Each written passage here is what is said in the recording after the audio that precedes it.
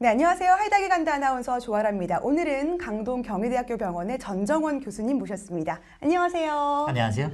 네, 오늘 정말 모시기 힘든 분과 함께 이야기를 나눠볼 텐데요. 오늘 네. 함께 해주셔서 고맙습니다. 네, 오늘 위궤양에 대해서 함께 알아보려고 합니다. 건강보험심사평가원에 따르면요.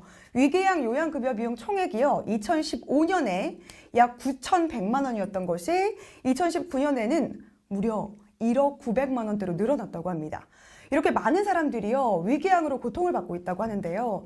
네, 그렇다면요, 위궤양은 어떤 질병일까요? 네, 위궤양은 우리가 음식물을 섭취하였을 때 식도를 통해서 위강 안으로 들어가게 되죠. 그렇게 됐을 때 위점막에서 여러 가지 물질을 소화하게 되는데요. 그러한 위점막이 완전히 소실되어서 화산 분화구처럼 완전히 파이게 되는 그런 경우를 우리가 위궤양이라고 합니다. 화산처럼요? 그렇죠. 얼마나 아플까요, 그러면? 굉장히 아프죠. 네. 네.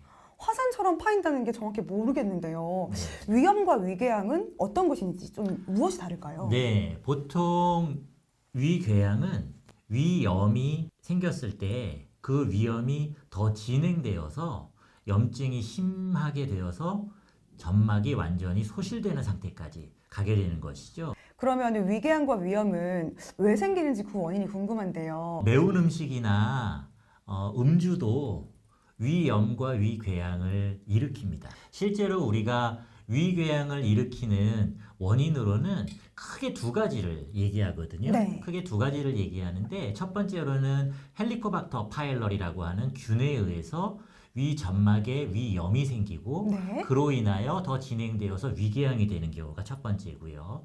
두 번째로 많은 경우에는 진통소염제를 대표로 하는 그러한 약물에 의해서 위점막에 손상을 입어서 위궤양이 생기는 경우 그 두 가지가 가장 많습니다. 그러면 식습관보다는 그 두 가지가 가장 많은 건가요? 식습관은 그러한 경우에 식습관이 안 좋다면 더 악화시키겠죠. 네. 네. 그래서 위궤양이 생기고 따라서 그러한 두 가지 원인이 제일 많고 지금 아나운서 분께서 말씀하신 것처럼 어떤 아주 매운 음식, 자극적인 음식이라든가 음주 같은 것들도 위염이나 위궤양을 일으킬 수는 있지만 아까 말씀드린 것과 같이 그런 헬리코박터 파일러리라고 하는 균 그리고 진통소염제와 같은 그런 약물이 가장 대표적으로 위궤양을 일으키는 원인이라고 할 수 있겠습니다. 그러면 헬리코박터균은 왜 생기는지 모르겠어요. 왜 저는 되게 많이 들어봤잖아요. 저희가 네, 광고에서요. 네, 이름은 좀 어렵지만 헬리코박터균은 왜 생길까요? 네. 헬리코박터 파일러리균은 사실 아주 옛날부터 있었습니다.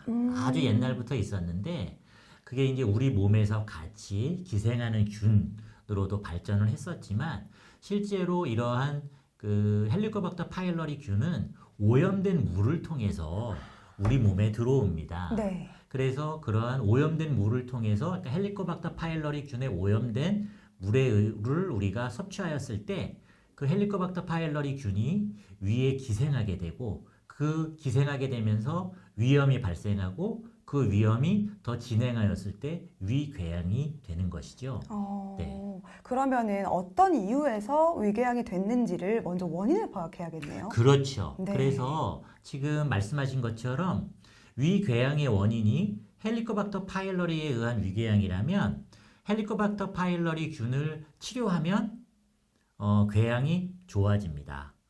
그리고 진통소염제에 의해서 발생된 위궤양이라면 진통소염제를 복용하는 걸 중단한다면 위궤양이 좋아질 수 있습니다. 물론 네. 이미 진행된 위궤양을 치료하기 위한 약물 투여는 필요하겠죠. 네.